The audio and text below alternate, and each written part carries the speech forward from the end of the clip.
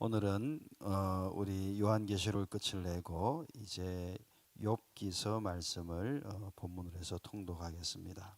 통독으로는 17일째가 되고 나흘간 더 우리 새벽 예배 본문이 통독과 함께 진행되겠습니다. 욥기 1장에서 7장까지 본문에 해당되겠습니다. 욥기 1장에서 7장까지.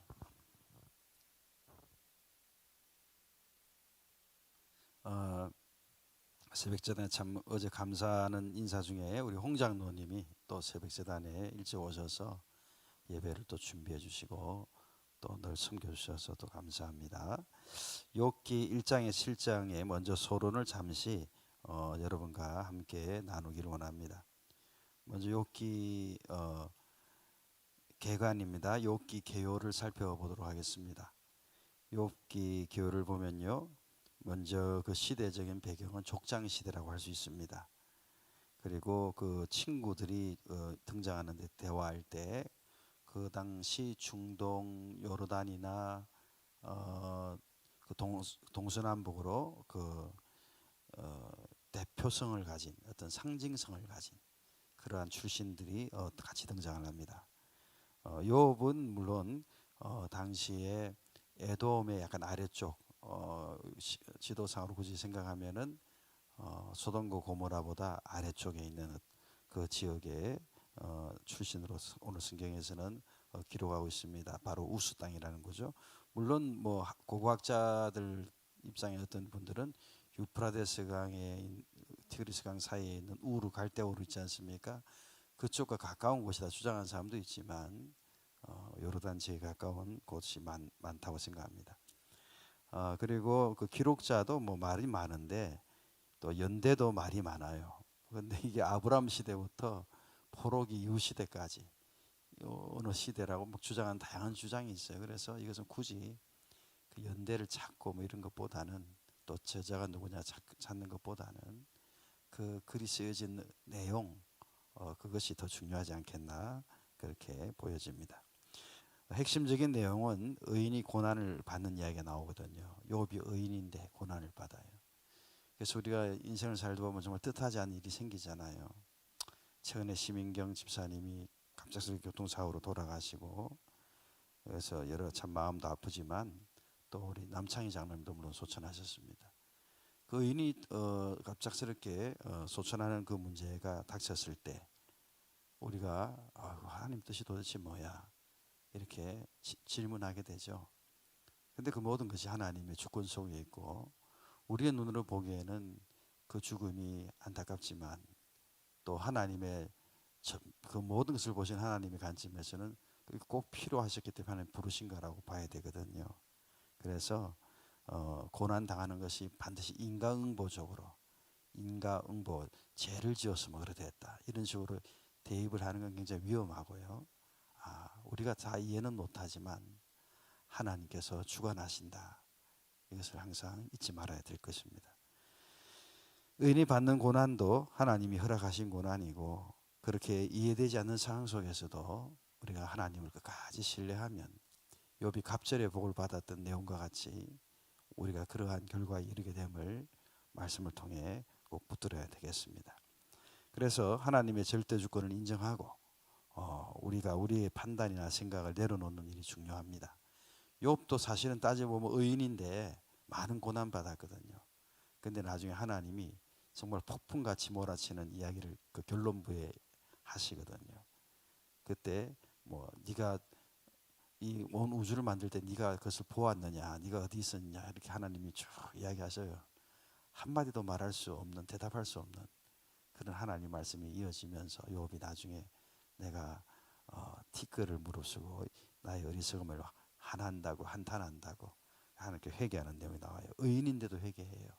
그러니까 하나님의 절대 주권을 인정해드리고 그저 하나님 말씀을 따라가는 것, 그것이 우리 믿음의 정도인 것을 욥이 보여줍니다. 다음 페이지에 보시면은요, 욥기에 내 인물이 등장합니다. 내 친구죠. 욥을 찾아와서 일견으로는 마치 위로해 주는 것처럼 보이는데 또 욥의 마음을, 아픈 사람의 마음을 더 아프게 만드는 그런 어떤 상황이 되고 맙니다. 그래서 엘리바스가 등장합니다. 대만 사람이고요. 또 빌닷, 소발, 또 엘리우가 등장합니다. 이 네 사람이 등장해서 오늘 욥기 내용 보면 그 토론의 많은 부분을 네 사람이 대화하는 내용들 나옵니다. 그 중에 이 표는 또 재미있게 제가 작성한 표가 아니고 인터넷에서 제가 서치한 가운데 발견한 표인데요. 엘리바스는 굉장히 경험주의적인 사람이다. 경험주의. 그래서 인간이 문제를 일으키고 그 문제가 뭔지 네가 생각해봐라. 욥에게 그렇게 권면을 합니다. 인간이 문제를 일으키는 어떤 하나님은 어려운데 인간은 문제를 일으킨다. 또 수아 사람 빌닷은 전통주의적인 어떤 컨셉의 사람입니다. 그래서 하나님 공의로우시고 너는 뭔가 불경건한 그런 삶을 살았기 때문에 이런 죄를 입은 것이다. 전통적인 그런 어떤 입장을 보이죠. 나아마 사람 소발은 도덕주의적입니다. 그래서 하나님 불법을 아시고 네가 자랑하고 교만했기 때문에 이렇게 벌을 받는다. 이렇게 도덕적인 접근을 하는 것 같아요. 엘리우 부수 사람 엘리우는 교훈적이죠. 하나님 선하시고 그래도 그나마 욥기의 컨셉에 좀 맞는 것 중에 하나가 때로는 의인도 연단하신다. 교훈주의적인 엘리우의 그런 변론이 있었습니다. 보통 우리는 인간 이 네 사람 다 마찬가지인데 보통 우리는 인간적으로 이걸 인과응보적으로 원인이 있으니까 인과 결과가 있고 그래서 그게 응보 어떤 뭐가 보답이 응했다. 그러니까 네가 고난 받는 것은 대부분 우리는 이제 이렇게 생각하죠. 어떤 큰 고난을 받을 때 아이고 우리 평상시 그래서 네가 벌을 받은 거야. 이런 인간보적인 생각을 많이 하잖아요. 근데 다시 돌아서 이야기하면 의인일지라도 때로는 환난을 당하고 시험을 당한 때가 있고 결국 하나님의 주권에 우리가 순종하며 따라가다 보면 하나님이 이루려고 그러셨구나라고 깨달을 수 있는 상황이 올 것이라는 것입니다. 또 재미있는 자료를 제가 하나 욥기 준비하면서 봤는데요. 그게 뭐냐면 욥기 기록된 그 대화의 그 토론의 주체의 그 횟수가 나와요. 횟수. 그러니까 첫 번째 대화를 보면은 4장에서 14장까지인데 욥이 압도적으로 오히려 말을 많이 하죠. 자기의 원통함을 하소연하듯이 첫 번째 친구들과 대화할 때는 친구들은 90번 대화를 했다면 욥은 183번. 이게 뭐냐면 절수입니다. 절수. 성경의 절수를 분석해 놓은 거예요. 욥이 말한 절수가 183번. 친구들보다는 두 배로 말을 한 거죠. 그리고 두 번째 대화에서는 친구들과 욥이 비슷한 어떤 절수로 어떤 양으로 대화를 해요. 근데 세 번째 대화를 가면은 세 번째 대화를 보시면은 욥이 압도적으로 많은 또 말을 해요. 친구들하고 대화를 하다 보니까 이제 막 제가 볼 때는 마음에 북받쳐 올랐던 것 같아요. 나는 나름대로 신실하게 살아왔는데 이런 결과에 임한 거에 대해서 친구들이 이제 쉽게 권면하느라고 권면을 했지만 이게 상처가 되니까 욥이 북받쳐서 세 번째 대화에서는 압도적으로 많은 말을 합니다. 203절에 해당됩니다. 그 다음 마지막 엘리후의 이야기. 그 엘리후 이야기는 이제 엘리후의 독백적인 이야기라서 욥은 이 대화를 하나도 하는 것이 아니고 이제 친구들과 엘리후가 주로 다 대화를 165절을 합니다. 그리고 마지막 대화가 인상적이죠. 마지막 대화는 38장에서 42장인데 하나님이 일방적으로 또 말씀하십니다. 그러니까 다 듣고 계시다가 정리를 하시는 거죠. 하나님이 너희가 잘못 생각한 것이 있고 욥 너도 잘못 생각한 것이 있고 이러면서 나중에 이제 그 친구들을 꾸짖고 그 친구들이 욥에게 또 사과하고 회개하는 그런 내용도 나오죠. 하나님의 대화가 일방적으로 또 전개됩니다. 그 다음 페이지 보시면 욥기의 그 구조가 나옵니다.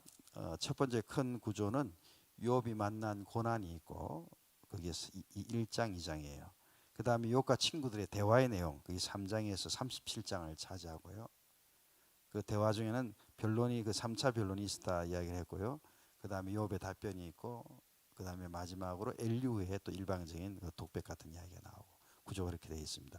3차에 걸친 서로의 논변 그 다음에 욥의 답변 그 다음에 엘리후의 또 독백 이것이 두 번째 단락이고요.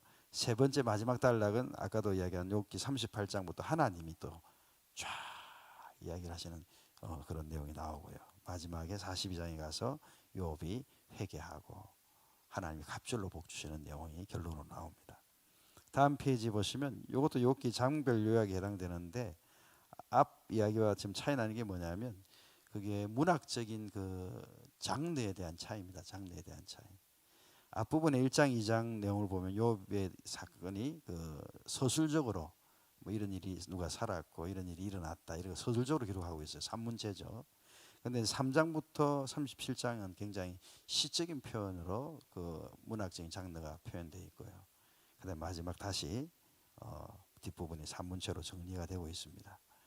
근데 저는 개인적으로 욥기를 참 막 여러 번 많이 읽어봤는데 항상 개인적으로 어떤 생각이 드냐면 때로는 친구들이 말이 다 틀린 것도 아니고요. 그렇다고 욥의 말이 다 맞는 것도 아니고요. 그냥 자기 한계 속에서 그냥 이야기를 서로 하는 거예요. 누가 더 옳고 누가 더 그르다 이렇게 이야기할 것도 아니더라고요. 왜 때로는 친구들 말이 맞는 것도 있고 때로는 욥의 답변 중에도 좀 욥은 또 왜 이렇게 삐딱하게 이야기해 이렇게 틀린 것도 나오니까요. 서로 그냥 한 인간들로서 인간의 한계 속에서 대화하는 거로 생각하시면 될 것 같고요. 그 대신 38장부터 나오는 그 하나님의 그 욥에게 너 내가 기초를 세울 때 준승을 띄울 때 너 어디 있었냐 너가 이거 보았느냐 막 쭉 질문을 쭉 하거든. 대당부처럼 허리를 메고 대답해봐라 뭐 이렇게 한 장면이 나오는데 이 부분은 우리가 귀를 쫑긋 세우고 겸손하게 이건 하나님의 말씀이니까 우리 겸손하게 꼭 한번 확인해 보셔야 될 것입니다. 그리고 마지막으로 다시 이야기하지만 42장에 결국 욥이 회복되고 갑절의 복을 받은 것을 잊지 마시고 하나님이 하나님 말씀을 따라가는 자에게 마침내 이렇게 항상 그렇게 복 주시고 은혜를 주시는구나 하는 것을 우리가 꼭 붙들어야겠어요. 자, 오늘 내용은 제가 그 1장에서 7장을 좀 추려서 다시 이야기하면 그 1장의 이 욥이 사탄의 어떤 하나님 앞에서 사탄의 참소 때문에 참소함으로 인해서 욥이 굉장히 모든 것을 다 잃어버리죠. 순식간에. 근데 그때 욥의 고백이 있어요. 고백 유명한 고백이죠. 1장에 나옵니다. 적신으로 왔으니 적신으로 돌아가리라. 벌거숭이 빨간 피덩이 속에 태어났으니 적신으로 내가 또 돌아가는 것이 마땅하다. 이런 욥의 인생관을 믿음의 또 신앙관을 봅니다. 주신 자도 여호와요 취하신 자도 여호와인데 내가 무슨 말을 하겠느냐. 이 우리의 믿음의 고백이 되면 좋겠어요. 인생을 살다가 어려움이 닥쳤을 때 그래 적신으로 왔다 적신으로 돌아가는 게 인생인데 뭘 내가 이렇게 어렵다고 해서 낙심할 것도 아니고 주신 자도 하나님이고 취하신 자도 하나님이신데 당연한 것이지. 그죠? 그냥 말씀 따라 그냥 묵묵히 그냥 가면 되는 거야. 인생의 어려움 찾아왔을 때 이런 욥의 고백을 우리가 생각해 볼 필요가 있고요. 2장에 보면 또 사탄이 더 참소를 더 하는 거죠. 더해서 결국 욥의 몸을 치셔가지고 이제는 소유를 쳤다면 이제 몸을 치는 거죠. 예, 그 가운데도 하나님을 섬기는 거 한번 보시라고 사탄이 참소하죠. 그때 하나님이 욥을 확신하기 때문에 그래 그러면 생명은 해하지 말고 그렇게 할 것을 허락하시죠. 근데 욥의 믿음을 아시기 때문에 하나님 하신 일입니다. 자, 그때 욥의 재앙을 듣고 재앙의 소식을 듣고 엘리바스, 빌닷, 소발 이 세 친구가 찾아옵니다. 3장에 이제 욥은 한탄하는 것이 막 나와요. 생일도 저주하고 공고한 자신의 생명과 마음에 번뇌하는 것이 나와요. 그래서 이런 고백을 해요. 평강도 없고 안온도 없고 안식도 없고 고난만 임하였구나. 욥이 고백하는 내용이 나와요. 4장에 욥을 책망하는 친구 중에 엘리바스가 주로 많은 이야기를 하는데 그때 욥을 책망합니다. 또 5장에도 엘리바스의 이야기들이 많이 등장하고요. 그리고 이런 말을 해요. 엘리바스가 징계받는 자에게는 복이 있나니 전능자의 경책을 업신여기지 말지니라. 이게 욥이 의인이었다는 것만 빼고 이야기하면 이게 정말 맞는 말이에요. 그죠? 욥의 친구들이 말이긴 하지만 그래서 징계받는 자 오히려 복이 있다. 하나님 경책했으면 의심여기지 말고 한번 겸손히 따라가라. 맞는 말이죠. 그래서 우리가 항상 이야기합니다. 욥기 읽을 때 욥의 친구가 한 말이라고 다 틀린 말도 아니에요. 또 100%다 맞는 것도 아니에요. 또 욥이 했던 말이라고 할지라도 욥이 한 말이 다 100% 옳은 말은 또 아닌 거거든요. 그러니까 이 군데군데 이렇게 왔다 갔다 하면서 아내게 오는 말씀을 붙으시면 돼요. 자, 욥의 6장은 욥의 답변이에요. 욥의 답변. 더 이상 나를 힘들게 하지 말고 오히려 나를 위로하라. 이렇게 욥이 이야기를 해요. 친구들이 다 하도 그렇게 닥달을 하니까. 7장의 또 내용, 욥의 고백이랄까요. 그래서 내 생명이 한 호흡 같음을 생각하소서 이런 말 나오고요. 그 다음에 너무나 유명한 말씀 7장 뒤 끝부분에 가면 나의 침 삼킬 동안도 나를 놓지 아니하시기를 어느 때까지 하시리까, 이런 유명한 말씀. 제가 종종 기도할 때 침 삼키는 순간도 놓치지 아니하시는 하나님, 그렇게 고백하는데 욥의 고백입니다. 자, 이제 나눔으로 들어가겠습니다. 오늘 본문 1장 7장 중에 전 두 가지 내용을 여러분과 나누고 싶습니다. 첫 번째 나눔은요, 욥기 1장 1절에서 5절. 욥기 1장 1절에서 5절입니다.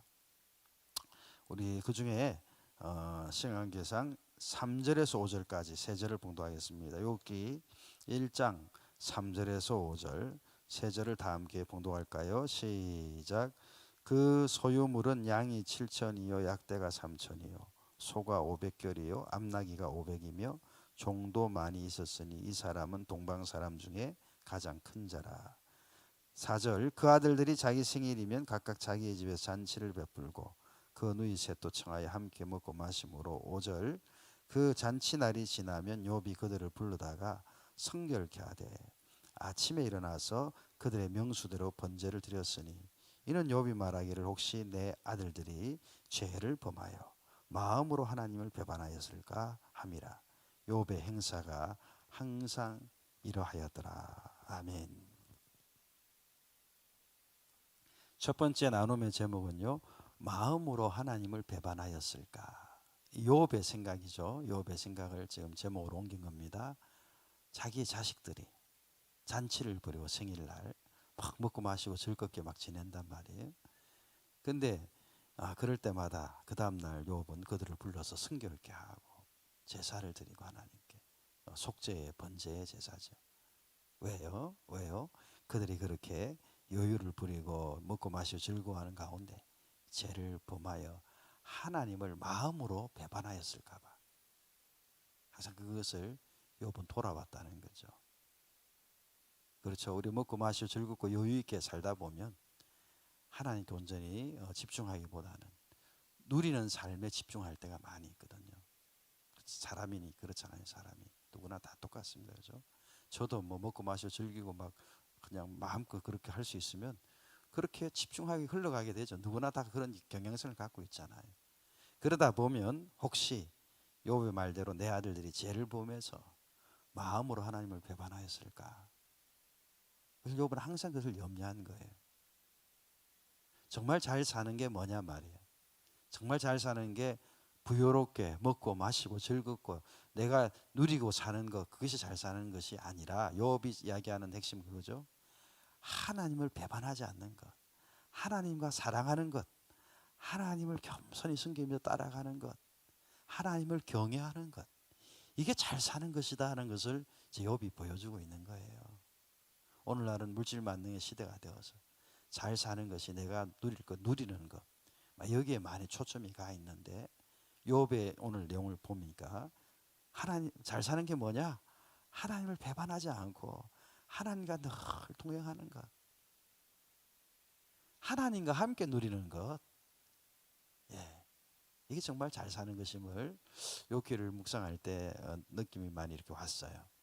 혹시 저와 여러분들도 마음으로 하나님을 배반하지 않을지 늘 우리가 삼가하면서 하나님과 동행하고 하나님을 경외하고 하나님 말씀을 잘 순종하는 가운데 참된 행복자들이 되시기를 주님의 이름으로 축복합니다.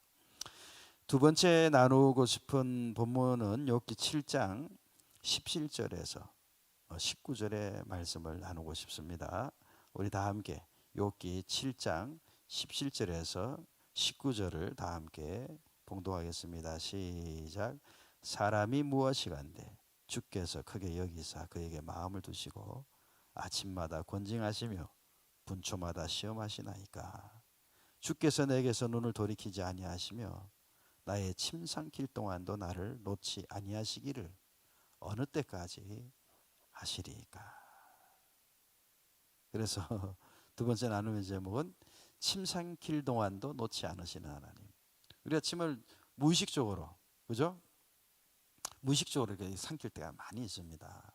그냥 눈 깜짝할 새죠. 그 침 삼키는 순간도 따지고 보면 무의식적으로 삼킬 때 뭐 한동안 이렇게 꾹 이렇게 침을 모은다. 그리고 입을 열고 꿀꺽 삼킨다. 뭐 이런 생각 안 하죠. 그냥 순식간에 지나갑니다. 근데 그런 찰나 시간도 우리 하나님은 놓치지 아니하신다라는 고백을 욥이 하는 거죠. 여러분 정말 믿으시죠? 우리 하나님이 침 삼키는 순간도 놓지 아니하시는 하나님. 우리가 그것을 늘 기억하면서 오늘 욥의 고백인데 욥이 고난 당하는 중에 이런 고백을 하는 거예요. 하나님 침 삼킬 동안도 놓치지 아니하시는 하나님이신데 그걸 고백하는 거예요. 우리 17절 하반절에 보면 하나님은 우리를 어떻게 하십니까? 17절 하반절에 보면 사람이 무엇이간데 주께서 크게 여기서 그에게 마음을 주신다. 하나님은 늘 우리에게 항상 자기의 마음을 두신다는 거예요. 그런데 우리가 엄한 길로 가면 하나님 완전 무시하는 안타까운 상황이 벌어지는 거죠. 하나님은 항상 정말 설레이는 마음으로 우리에게 마음을 두시는데 우리가 도대체 다른 것을 바라본다면 너무 가슴 아픈 이야기죠. 또 19절에 주께서 우리를 보시며 구체적으로 어떻게 하시는가? 침 삼킬 동안도 놓치지 아니하신다. 나에게 대한 하나님의 사랑은 그렇다는 거죠. 자, 우리가 그 사랑을 기억하면서 침 삼키는 순간도 놓지 아니하신 하나님을 기억하면서 우리가 그 사랑을 받아들이고 그 주와 함께 동행하는 삶이 얼마나 복되겠습니까? 자, 환난 가운데 있을 때 또 연약할 때 하나님 이런 하나님이심을 기억하면서 믿음으로 우리 앞에 당한 경주를 인내로 경주하고 믿음의 주여 온전케 하신 이인 예수를 함께 바라보시기를 주의 이름으로 축복합니다. 이제 퀴즈가 어제 나옵니다. 여러분 퀴즈 내용들을 잘 한번 보시고 퀴즈에 대한 또 답을 한번 다셔서 혹시 여러분 걱정하시는 분 계세요? 내가 이거 뭐 잘못 읽어서 엉뚱한 답 따는 거 아니야? 이렇게 걱정하시지 마시고 퀴즈에 대한 정답을 제가 한 번도 올린 적 없습니다. 내가 읽어보고 이게 답인가 보다 생각한 거 그냥 답이라고 생각하시고 편안하게 올리세요.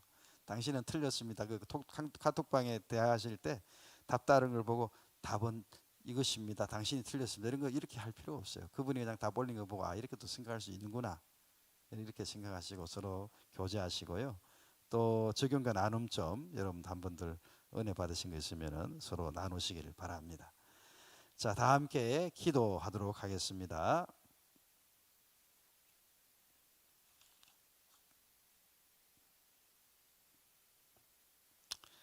살아계신 하나님, 오늘도 주님의 은총 가운데 새벽을 깨우면서 우리 욥기서 말씀을 잠시 통독하는 것을 살펴보았습니다. 이해되지 않는 어려움들, 고난들이 찾아왔을 때 그 중에서도 침 삼키는 순간도 놓치지 아니하시는 하나님이 함께하고 있구나. 그것을 결코 잊지 않게 하시고 이루려고 그러시는구나. 그래서 잊지 말게 하셔서 흔들리지 않고 끝까지 주와 동행하는 정말 잘 이 땅에서 정말 잘 사는 사람, 하나님과 동행하는 그러한 우리의 믿음 생활이 되게 하여 주옵소서. 감사하옵고 예수님의 이름으로 간절히 기도 올리옵나이다. 아멘.